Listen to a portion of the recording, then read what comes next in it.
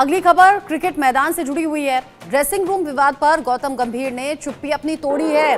बड़ी खबर अब जानिए। 5वें टेस्ट मैच से पहले गौतम गंभीर का बड़ा बयान सामने आया है। वो कह रहे हैं कि खिलाड़ियों और कोच के बीच में चर्चा जरूरी है, ड्रेसिंग रूम में स्वस्थ बहस होनी चाहिए, ये गौतम गंभीर ने कहा है। साथ ही वो कह रहे हैं कि कोच और खिलाड़ियों की बहस ड्रेसिंग रूम तक ही रहे, यानी वो ये कह रहे हैं कि जो बहस है ये ड्रेसिंग रूम तक रहे, उससे बाहर ना जाए। नतीजों के लिए खेल जाना जाता है और अब गौतम गंभीर कह रहे हैं कि आगे जो भी कमियां हैं उन पर हम काम करेंगे। 5वें टेस्ट मैच से पहले गौतम गंभीर का ये बयान बड़ा मायने रखता है। खिलाड़ियों और कोच के बीच में चर्चा जरूरी है, ये इशारा भी उन्होंने दिया। एक बार सुनते हैं क्या कहा। The thing is, everything is fine with Rohit, and I don't think so it's anything traditional. I think the head coach is there, that should be fine, that should be good enough. And we're going to have a look at the wicket and finalize it tomorrow.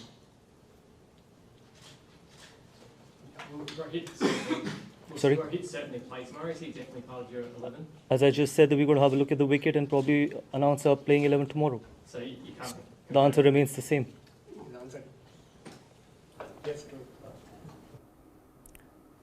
Gautam गंभीर का ये बयान वो भी 5वें test से पहले बड़ा मायने रखने वाला बताया जा रहा है और ये बयान बड़ा इशारा भी दे रहा है। मेरे साथ में इस पर बात करने के लिए स्पोर्ट्स एडिटर मनोज जोशी जी जुड़ गए हैं। मनोज जी, गौतम गंभीर के इस बयान के मायने आप क्या निकाल रहे हैं?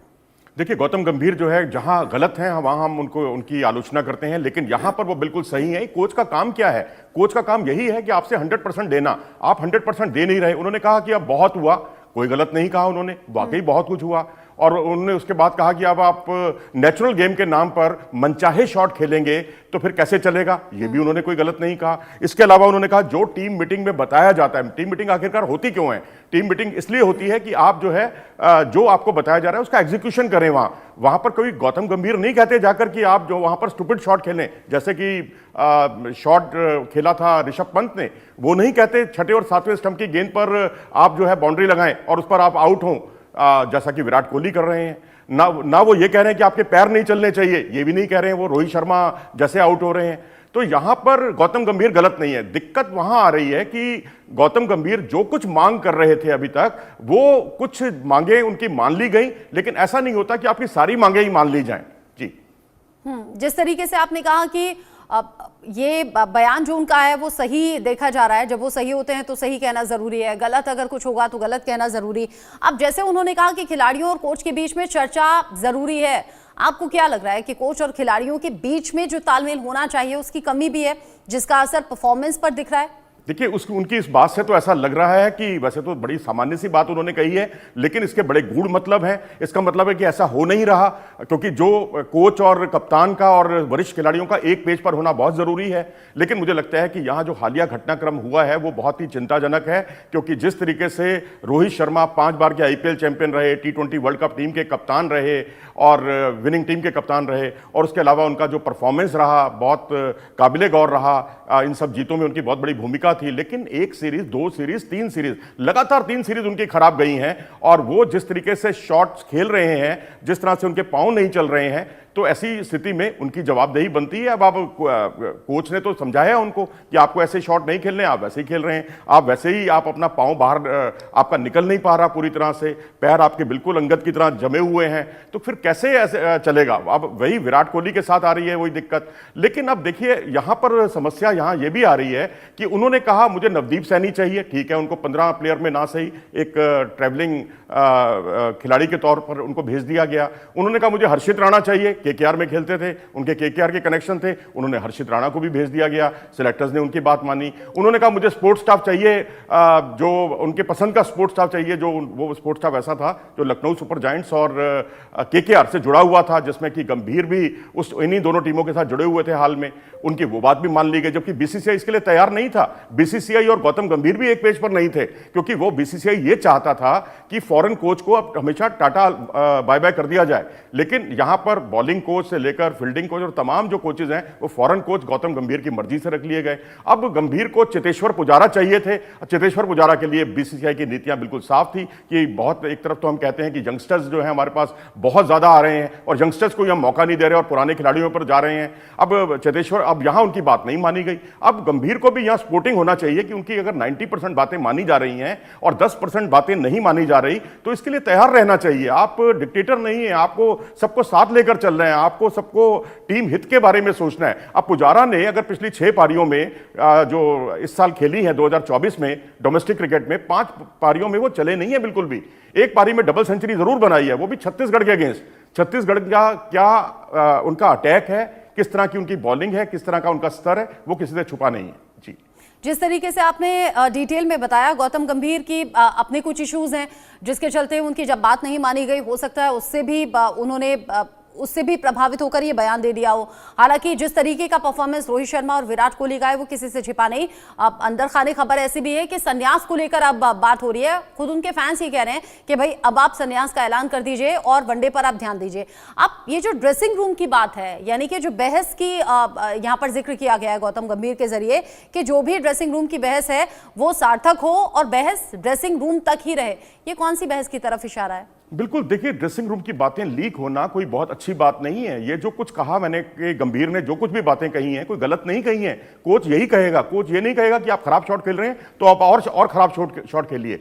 खराब शॉट खेलने पर, टीम के हारने पर कोई किसी की आरती नहीं उतारता, उसे लताड़ा ही जाता है। आपका घर में कोई आपके अभिभावक भी आपके परीक्षा में फेल होने पर आपको कोई सम्मानित नहीं करते, आपको लताड़ा ही जाता है, आपको कहा ही जाता है। अब यहाँ क्योंकि इन खिलाड़ियों का प्रोफाइल बहुत बड़ा है, बहुत ऊंचा है। अब आप देखिए इंडियन टीम के साथ जितने भी कोचेज आए हैं ना, वो अगर जो भी सख्त मिजाज वाले थे वो चले ही नहीं है, उनको चलने ही नहीं दिया गया है। आप चाहे अनिल कुंबले का उदाहरण देख लें, आप चाहे ग्रेग चैपल का उदाहरण देख लें, आप चाहे जॉन राइट का उदाहरण देख लें, इनको चाहिए कोच वो जो हारने के बावजूद पार्टियां करे, जैसे कि रवि शास्त्री हुआ करते थे। मुझे याद है श्रीलंका में गोल्ड टेस्ट में हम लोग हारे पहला टेस्ट मैच, उसके बाद बहुत तीखी उसकी टिप्पणी हुई मीडिया के अंदर, लेकिन उन्होंने बड़े शान से जो है पार्टी की और अगला मैच वो जीते भी। उनका एक तरीका, एक अलग ही तरीका था। लेकिन जो भारतीय टीम है, भारत के जो वरिष्ठ खिलाड़ी हैं, उनको रवि शास्त्री टाइप कोच ही चाहिए जो उनकी हाँ में हाँ मिलाएं और उनके तरीके से चलें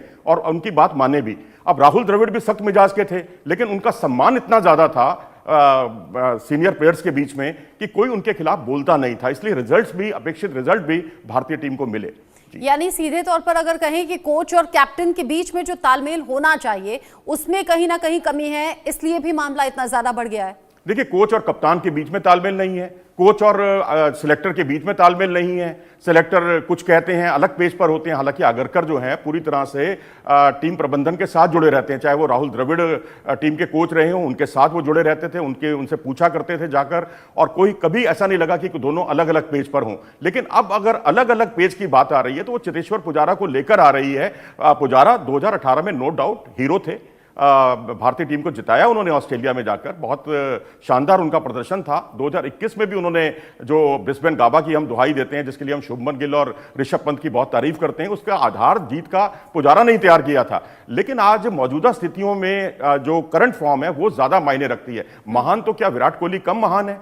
पूरी दुनिया उनका लोहा मानती है। रोहित शर्मा कम महान है? उनके पूरी दुनिया लोहा मानती है। क्या उनको आप उन्हीं अतीत की यादों में उनको आप आगे ढोते रहें? ये तो कोई बहुत समझदारी नहीं है। ऐसे तो सुनील गावस्कर या सचिन तेंदुलकर या कपिल देव को कभी रिटायर ही नहीं होना चाहिए था। वो तो बड़े महान शताब्दी के में ऐसे प्लेयर जदा कदा पैदा होते हैं। तो अब एक समय होती है, पत्थर उछालते हैं, एक सीमा तक ही वो ऊपर जाता है, उसके बाद उसको नीचे आना है। अब वो नीचे आने का दौर आ गया। अब देखिए विराट कोहली का पिछले 3 साल का परफॉर्मेंस देखें अगर आप, तो 29 रन का औसत है, महज 29 रन का पिछले 3 साल से।